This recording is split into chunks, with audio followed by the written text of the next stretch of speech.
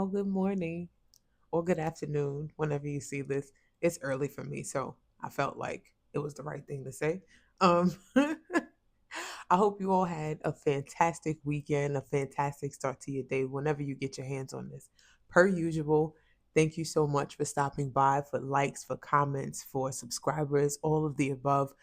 There are a few people that have commented recently. I promise I'm going to get to you. I've just been keeping up with my schoolwork, finishing up with work, so I'm kind of catching up with certain spaces. So forgive me if I haven't acknowledged you yet, but I do see you and I do thank you. So again, thank you for showing up. I'm a little bit tired, so forgive the energy, right? Like, but we're gonna get through some stuff today. So we're gonna chit chat.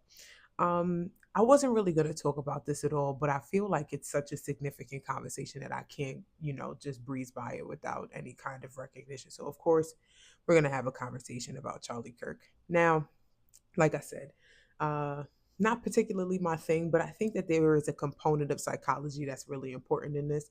Um, and especially relative to people like us, because yeah, it's getting a little crazy. But the three things that we're going to touch on really quick is the weaponization of rhetoric, the grift that meets capitalism, and the conditioning of racism. Uh, there's a big discussion that we're having currently. As a matter of fact, we just came off of it this week in one of our psychopathology classes. And we were talking about the fact that there is a way to deal with people when you're talking to them about their mental health and their mental condition. It's not about telling people to understand reality, but to understand the reality that they're in, right? So when you're dealing with folks and trying to understand what's happening with them or you're trying to help them, that's the perspective that you should take. Don't try to tell them that this is what it is. Try to understand how they're looking at it. And one of the things that I like to pay a lot of attention to is intentionality. And the intentionality around all of these things has made me think about what we should be doing as a group of people to just be safe and to pay attention, right? So, first things first, we should mind our business, even though we're kind of getting pulled into it, right? And this is why, again, I want to have the conversation for the sake of being careful and what to pay attention to. Um, so, to start, the weaponization of rhetoric. I thought that this was something that would only happen in like religious context, right? Especially because it's what we've known or been referenced with before. Things like Christianity, for instance, right? Like they came and they was like, oh, here's the Bible and here's good faith and all this other stuff, and you should follow us. And it ended up being the justification for the mistreatment of a group of people and, kind of the shepherd of slavery, which is tough to say, but it's a reality that we've recognized nonetheless. And so while I thought that this was something exclusive in like say the religious or the divine space, right? Because this can happen in any space that is that impactful, if you will, right? I have an instance where I was talking to my brothers, like me and my siblings, like we sit down and we have talks all the time. It's regular. And in our like back and forth, making jokes and that sort of thing, and just having, some serious conversation, some not so serious conversation. Um, they would have their girlfriends come around. So I'm definitely one of the sisters that like I might not necessarily be a favorite, but that's okay. I completely understand. Sometimes I'm cool, sometimes I'm not. It's not a big deal. But I was trying to understand where this was coming from because it's like, yo, if you really want some smoke, you could bring it, but you're not really bringing it. So what's to it? Short version of it is that like my brothers would have this tendency of taking the conversations that we would have like as a family, and they would kind of weaponize the rhetoric, right? They would take the dialogue and they would go back into talking to their girlfriends and whatnot, and it would land like, I'm like, hold on, bro, so we're talking as a family and you going back and you lighting shorty on fire with the stuff I got to say. Like, that's kind of wild, but it was a realization that I need to be mindful of what I say. So you know how the word goes: life and death, the power of the tongue. Mind what you say, right? So I'm like, all right, cool. I'm going to just be careful how I talk to folks and things that I say. And even in these spaces, I try my best to use my language appropriately. I try my best to not fuel any kind of antagonistic tendencies and that sort of thing. And if I'm coming from a place of a personal bias, if I'm getting riled up, I try my best to acknowledge it. So again, I'm not the formula for the weapon in someone else's conversation. But just because I pay attention doesn't mean that people go through these sorts of experiences and they don't decide to do that. And this is where the grift meets capitalism. You see, what I've realized is that social media has given us all a certain level of power. And, we make the joke all the time about people having so much audacity, but it's about reach, right? So it's not just about the fact that they like bold enough to say it. It's like most of us are going to have conversations just regular. So the conversations that we would have, like in intimate spaces, that would just be on the cell phone, ask Young Thug, right? Like that would just be on the phone between two people, can now be broadcasted and shipped to whomever has a phone and is interested in listening. So what happens is that when these hot topics come up, when like rage bait is a concept on social media. So all of this stuff, there's a space where people are enamored and entertained by conversation, by dialogue, by perspective. And so people again pick up these hot topics, and before you know it, you have the grift. Because your voice is your moneymaker. And the more you entice folks, the more you are popular, the further your reach goes and the more earning opportunities that you have. It's very simple. It's not very difficult. And what's wild is that, somebody like Mr. Kirk, he went ahead and he leaned into relaxed gun laws and low empathy. And, we seen how that story went. And that worked for a lot of people.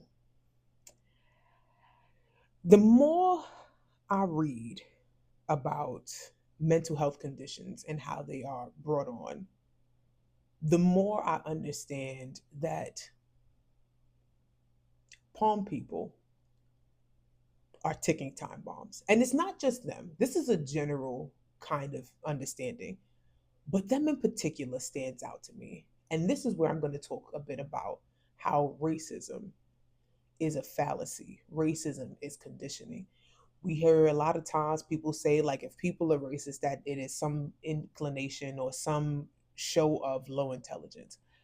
While I want to say that that is absolutely true, I just can't, because I have met people that have really good sense that just don't like people that's not like them. So let me start with my hot take on this one. Don't none of them Republicans give a shit about Charlie. I'm not gonna sit here and pump fake. There's a handful of them. Like I can see the civilians that's out in the street, that's turned up and everything else. I would never deny that they, are dedicated to that cause. Of course, there's a few Potters that definitely same thing. Like that, they was cool with him. Like they jacked him. They probably talked to him more often, and they were glad to see him, show up in all of these places, admired him, and all of the other things. But right now, from the political space, he is just the perfect beacon to get some favor for midterms as far as the Republicans are concerned. And that's how I'm seeing it. I'm not gonna lie to you. Like it seemed like something that they really cared about and they genuinely had interest in at one point. But then, you watch Trump like answer questions about him, and I'm like, oh, he's not even talking about him. He's talking about the ballroom. You're watching like them get riled up and talk about, we're gonna attack the left, we're gonna do this to the left, and all of you people. And then there was this whole thing where the HBCUs had to go on lockdown and everything else. And it was like, yo, how did we get into this? Right. But this is the point. You see, there is this tendency where if people are unhappy, they got to have some place to put it. What Fab said, hating hoes ain't happy and happy hoes ain't hating. It's the type of shit like people that's not having a good day usually don't contain their frustration. Frustration happens in one space, goes to another space. And what's happened with this conditioning of racism is that folks have wholeheartedly come to the space of they, and when I say they, I mean palm people, they have not come to grips with the fact that we are not your enemy, bro. Like, y'all are getting y'all asses dragged by corporations, by banks, just like we are, right? Like the farmers, I still don't understand it, but when I think about the formula of racism and the conditioning, the fallacy, the perception of I am superior and I am better than you, and what it is for them to grow up in this very fragile bubble of superiority. And every time something like this happens, every time they go to the store and their eggs are too expensive, every time that that credit card bill comes in and it's too much money and they can't handle their life, it's not the corporations and the banks that's doing it to them. It can't be Trump that doesn't have their best interests at heart. It has to be us. It has to be the folks that's coming in because, we seen the Medi uh Jubilee episode, right? Where he's going back and forth and they were like, yeah, we need to get the immigrants out because they're driving down labor costs. And it was like, wait a minute. He's like, explain this. And he's like, yes, the wages will go up if they're not here. That's like saying my boyfriend wouldn't cheat on me if you didn't have this outfit on. It's ridiculous. It's ridiculous, but they don't recognize it because they have been absolutely built up in their framework that whatever is their problem, whatever is wrong with them, it's not about them being not good enough or not having the capacity. It's about all of these other people that's coming in and taking up your space. Racism is an equation for how you can get other white people to stay compliant and fighting down instead of fighting up because they still have not come to grips and they don't want to. I seen somebody say something like they were previously a Republican and they lived in this bubble. And the idea was that we're cool because we all agree with each other and we all can reiterate this lifestyle, right? We all are saying all of these things exactly the same way. And every time somebody says something differently, we scream at them, scare them off, and then we continue to exist in this bubble that is a constant iteration of how great and how perfect we are. But again, the fallacy is fragile because the minute that you see somebody of color do well, all of a sudden you start to have this little shift.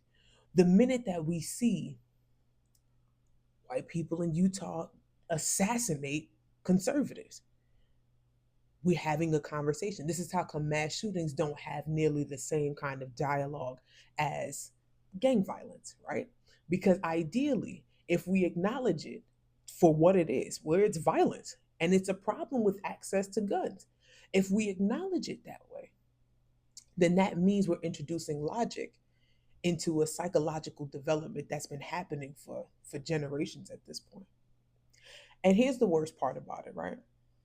What happened to Charlie, I'm not going to sit here and pretend that it didn't cross my mind that that's what Trump hoped happened to Kamala when he took her security detail. And if it happened to her, they wouldn't care. And this is why I say it's dangerous. This is why I say that this group in particular is a ticking time bomb because, again, the ego is so fragile and so well constructed inside of this fallacy. It doesn't take much to break it down, but the constant iterations of it, it's like a dopamine surge every couple days. You just get this iteration again. This is why you had farmers vote for Trump. They voted against their own interests because just like any conditioning model, when you start to talk about the things that sound familiar, they come back to it like it's their home and it's their happy place. So here's what I'm saying. Be careful. Don't play with people too much. Don't go back and forth with people too much. I'm not telling you to necessarily be hyper vigilant. Don't turn into Batman, but don't slack too much. We're in a very different, interesting time. And I don't know what this will translate to in the long run. But my hope and my prayer is that you guys are okay and you're staying the course. So until next time, I'll talk to you later.